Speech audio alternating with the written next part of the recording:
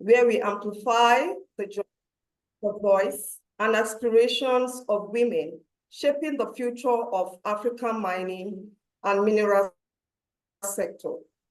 I am your host, Rita Babatunde, and today we bring you a story that reflects the reality of many young women across the continent.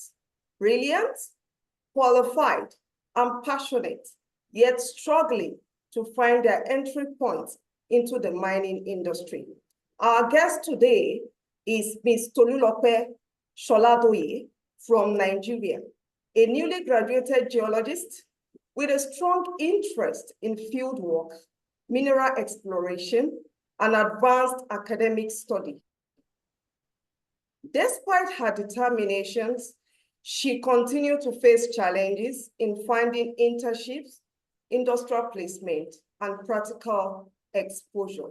So today, she will be sharing with us her journey, her struggles, her hope, and what needs to change to support young women breaking into the geosciences. Ms. Tolulope Soladoye, thank you so much for joining us. Thank you so much, ma'am. You are welcome. Yes, ma'am. Thank you. So let's dive into the questions we have at hand. Please introduce yourself, tell us about your background, your studies, and what inspired you to choose geology. Good afternoon once again, ma. My name is Soladoye Tolulope Abigail. I'm a recent graduate of geology. I graduated last year. Currently, I'm undergoing my NYSC program in Nigeria. I'll be done by December 2025. I'm so glad to be here today. So, like I said earlier, I studied geology and I graduated with a CGPA of 4.43 or 5.0 at Federal University of Ekiti. Wow. Picking geology, I was encouraged because there was a point at a time when I finished secondary school and I didn't know the particular course to study. One of my mothers, Dr. Modupe Taiwo, told me about geology, shared some of the experiences she has had in contact with people that studied geology and how much they were doing well and are still doing well. So I felt so much encouraged and curious to know what geology was all about then. Because I was always thinking, how did this earth even form? The changes in our environment, so many things. So when I read about geology, I saw something about oil and gas, petroleum. That was what actually drew my interest in geology because I was like, oh, really? This is the course that people study to actually get into oil and gas industry. So I was so glad, and I was like, oh, this is what I was going to like put in for when I registered for JAM. Then, lo and behold, I registered and I got admitted.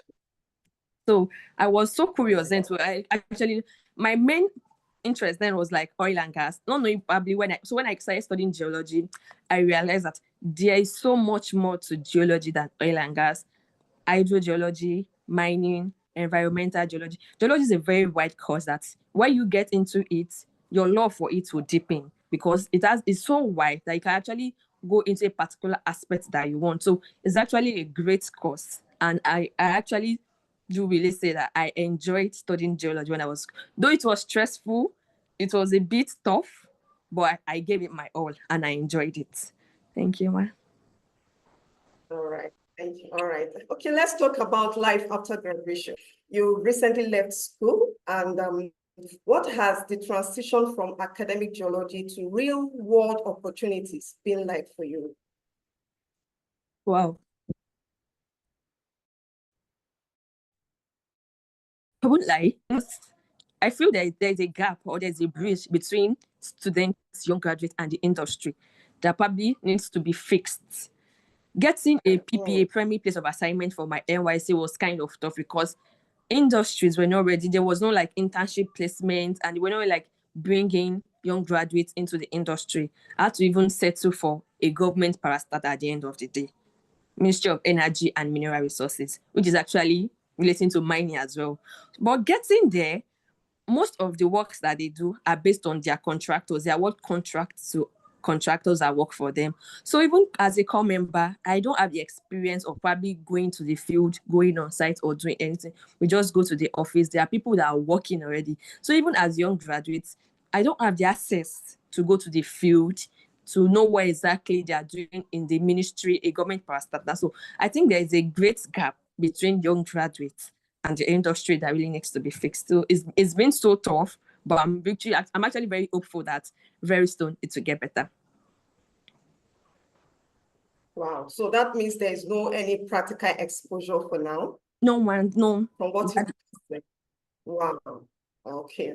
Okay. Let's talk about practical realities then. So what does it feel like to be passionate about geology, yet face difficulties, assessing hand-on opportunities?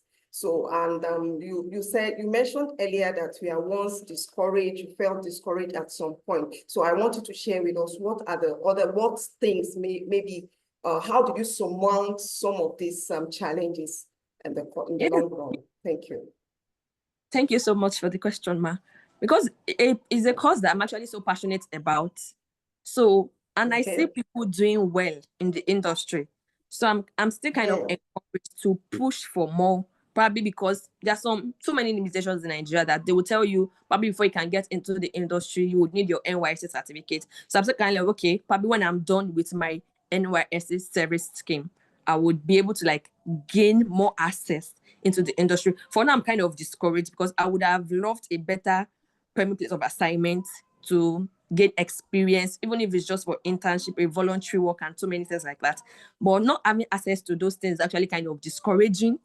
But still, I'm still encouraged that very soon, probably after my NYSC year, I would get access into those places, into the industry, and learn more and gain hand-on experience. Yes, ma'am. Okay, I hope so too. So let's dive into scholarship and your next step. You're actively sourcing for scholarship for your master's program right now. So what type of program are you hoping for? And then how has the search been so far? Okay. When I graduated last year, I started applying for scholarships in the US, but I got rejected from 3 universities. Probably because it was the first time trying. But I've been putting in for environmental geology. That's one of the most important courses that if I know that if you should study it in your master's, it would bloom so well. So I want to go into environmental geology, which actually relates so well to mining, because mining has some of its effect on the environment, people in the environment, and so many, even our natural resources, everything has to do with the environment as well. Everything comes back to the environment. So I'm so passionate about studying environmental geology in my master's. And so far, I'm still like applying, putting out applications, sending mails to professors that are willing to take in master students.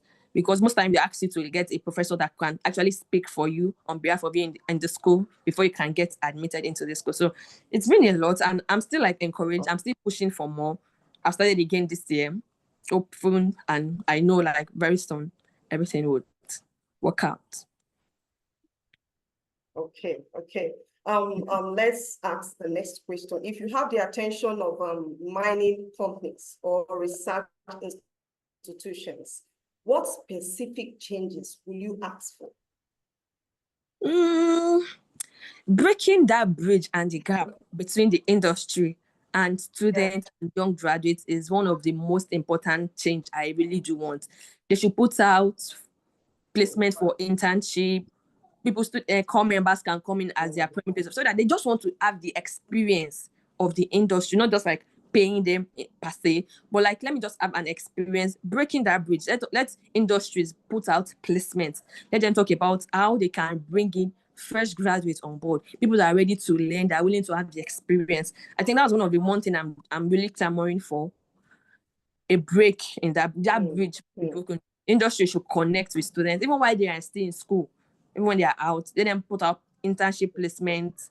So many, even if they can organize seminars, training, students who come, they always want to come so that they would learn, and so many things like that. I think that's one of the number one thing I actually do clamor for. That break. We should like break that bridge between the gap between the industry and fresh graduates and students. That's it, ma'am. Wow. Yes, I totally agree with you with that.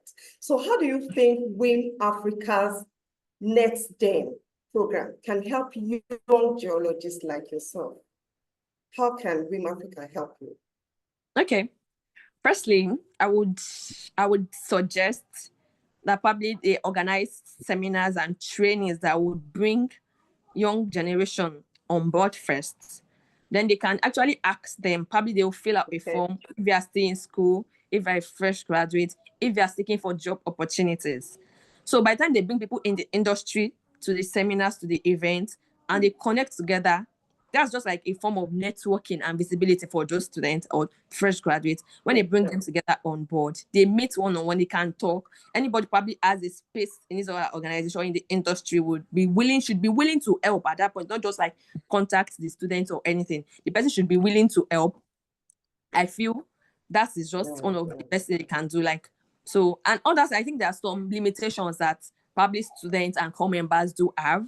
Example, probably people applying for scholarships, probably they need help with writing mails, send their scholars filling in for their scholarship application. Some of the application fees sometimes is a barrier when you want to apply for scholarship, probably especially abroad.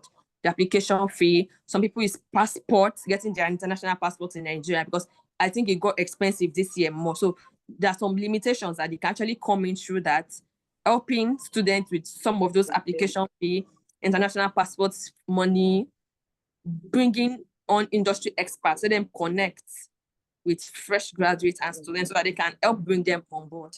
That's one of the things I would love Men in Africa to do for us. Okay, so I'm directing this question to you now. What will your ideal opportunity look like right now? Your ideal opportunity. Yes. I think just getting access into the industry, a fresh job, because I'll be done with my NYC next month. And so a fresh job, a good job, high-paying job at that, breaking into the industry, having access into the industry for a job placement with my ideal opportunity right now. I would not mind a master's opportunity as well. I'm trying to shooting for different opportunities at the same time. So any one of them, I'm okay with it. Yes. Okay, so what message do you have for other young women aspiring to build careers in geology or the mining sector? I would love to encourage them, because there was a point I got some people discouraged me as well, like you can't get access into the industry, you need connections and so on. I want to encourage them, like, come on first, apply for geology first, do well in your academics, come out in flying colors. If you are not getting a first class, at least come out with a 2-1. So it would help you. So even if people want to help you, it will be very much easier when you tender your application, your CV to them. It will be very easy, so that they will know that this person is really a serious person. It might be so tough. Geology is difficult. I would not lie about that, but they can do it. I did it. So I've seen people that have done it. I did it. So more people can still do it. They just need encouragement.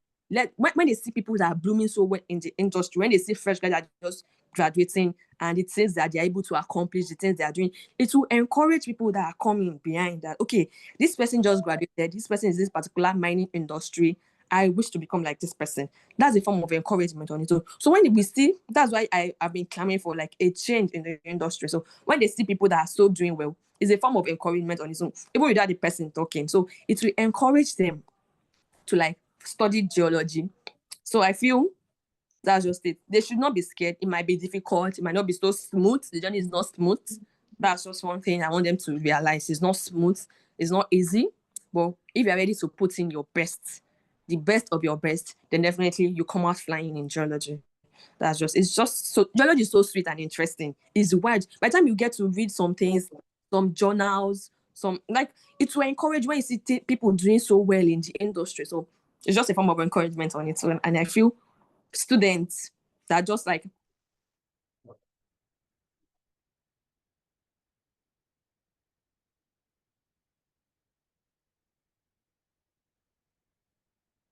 aspire.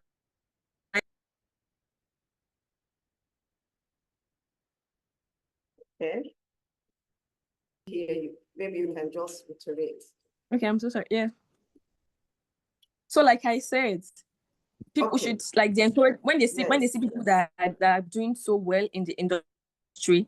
that's a form of encouragement on its own. So it's not going to be an easy journey. It's not easy, but we should try and encourage them. When they see us doing well, like, okay, this person and the person is doing so well, it will encourage them to come on board. And I really want to encourage students that probably just want to enter university to study geology. It's not just about you studying medicine, nursing, or other courses. I think there's probably one stigma about geology. They'll feel like geology is so difficult, or it's just for men. I've met somebody that said, "Why are you studying geology as a woman?" I said, "No, what a man can do, a woman can actually do better." So, and we don't have many young ladies in geology. Actually, when I was in school, I think we were about 150 in my set at that time, and I think we're 25 ladies in the department. So we should encourage that women can come into the industry, women can study geology. And I think there's some other universities that they have lesser ladies in the department, because they feel probably it's just for men at the same time. So geology is not a gender thing. It's just for the male gender. Female, women, ladies, girls should come on board as well. Okay, thank you. So this will be my last question for you. Finally, where do you see yourself in the next 5 to 10 years, if given the right opportunities? I see myself as a geologist. I'll be blooming in my career. I'll be in the industry already, and I'll be doing so well. And I'll use that opportunity to mentor other young ladies that want to come into the industry. So I see myself doing so well in the industry if I have the right access to those opportunities I mentioned earlier. So to be such a great thing for me. Yeah, so to myself, I can serve as an encouragement to other young ladies aspiring to become geologists. Okay, thank you so much, Ms. Yes, Soladoye, for the time and for the little time with the interview session we had with you. If you can picture it, then you can get there. Thank you so much. And also to our viewers, thank you for your time. Do have a lovely time. Have a lovely day. Much, Bye. Bye. Bye.